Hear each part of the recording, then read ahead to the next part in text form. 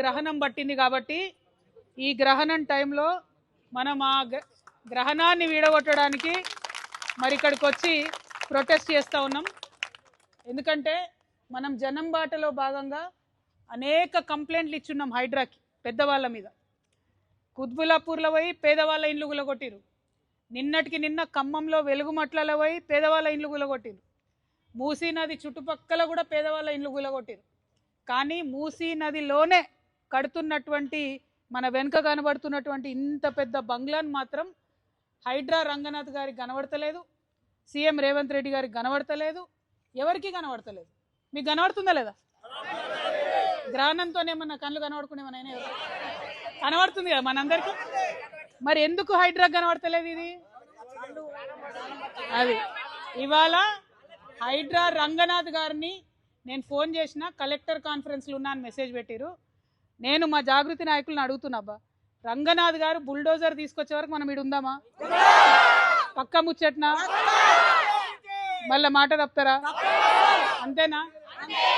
So అప్పుడు ఎప్పుడు commissioner గారు కాల్ చేసినా కూడా అప్పుడు బుల్డోజర్ తీసుకొని రమ్మని చెప్తాం. ఇక్కడనే ఉంటాం బుల్డోజర్ తీసుకొని వచ్చేంత వరకు.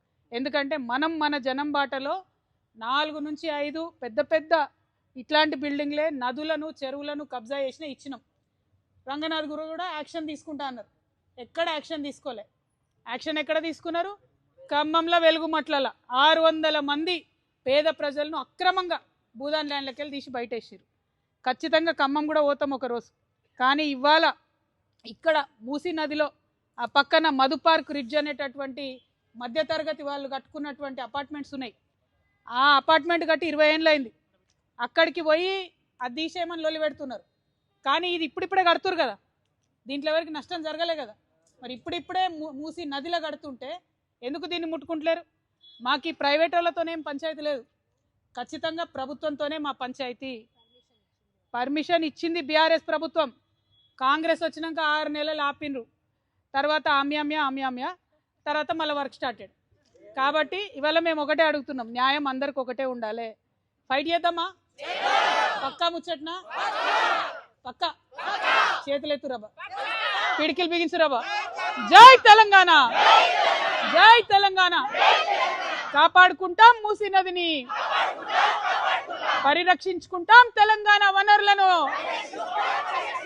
జై తెలంగాణ, జై జాగృతి, జై జాగృతి, జై తెలంగాణ. హైడ్రా అంటే బుల్డోజర్ లావా అనాలి.